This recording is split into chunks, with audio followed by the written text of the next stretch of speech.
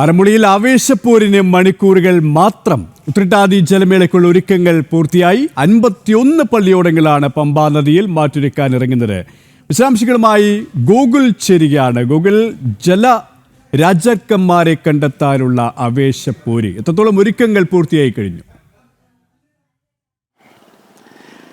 സുരക്ഷ ഒരുക്കങ്ങളൊക്കെ അവസാന ഘട്ടത്തിലാണെന്ന് തന്നെ പറയാൻ സാധിക്കും. ഇനി ആ ഒരു നിമിഷത്തിന് വേണ്ടി മേളയ്ക്ക് വേണ്ടിയിട്ടുള്ള കാത്തിരിപ്പ് തന്നെയാണ്. നാളെ രാവിലെ മുതൽ തന്നെ രാവിലെ 9 മണിയോടുകൂടി ആറന്മുള പാർത്ഥസാരഥി ക്ഷേത്രത്തിൽ നിന്നും ഭദ്രദീപ ഘോഷയാത്ര സത്രം കടവിലേക്ക് പോകും. അവിടെ സത്രം കടവിൽ ഫിനിഷിംഗ് പോയിന്റ് കൂടിയാണ് സത്രം കടവ്. സത്രം കടവിൽ ഭദ്രദീപം കൊളുത്തുന്നതോടുകൂടി ചടങ്ങുകൾക്ക് പ്രാരംഭമാകും. അതിനുശേഷം 10 മണിയോടുകൂടി പത്തനംതിട്ട ജില്ലാ കളക്ടർ ഔദ്യോഗികമായിട്ട് ഈ ജലമേളയ്ക്ക് ഉദ്ഘാടനം കുറിച്ചുകൊണ്ട് പതാക ഉയർത്തും. അതിനുശേഷം 1 മണിയോടുകൂടി സാംസ്കാരിക സമ്മേളനം ആരംഭിക്കും. മന്ത്രിമാരും അതോടൊപ്പം തന്നെ രാഷ്ട്രീയ, സാമൂഹ്യ, സാംസ്കാരിക കലാരംഗങ്ങളിലെ നിരവധി പ്രമുഖരടക്കം ആ ഒരു ചടങ്ങിൽ പങ്കെടുക്കും. 1:30 മണിയോടുകൂടി ഈ 51 പള്ളിയോടങ്ങൾ അണിനിരക്കുന്ന ജലഘോഷയാത്രയായിരിക്കും ഉണ്ടാവുക.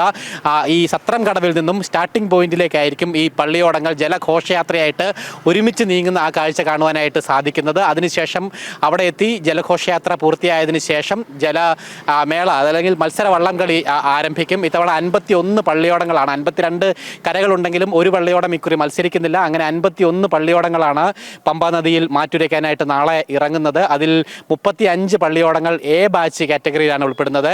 ബി ബാച്ചിൽ ബാക്കി 16 പള്ളിയോടങ്ങൾ, ചെറിയ പള്ളിയോടങ്ങളാണ് ബി ബാച്ചിൽ ഉൾപ്പെടുന്നത്. അങ്ങനെ 51 പള്ളിയോടങ്ങൾ. എ ബാച്ചിൽ 11 ഹീറ്റ്സുകളിലായിട്ടാണ് മത്സരം നടക്കുന്നത്. ബി ബാച്ചിൽ 5 ഹീറ്റ്സിലുമാണ് മത്സരം നടക്കുന്നത്.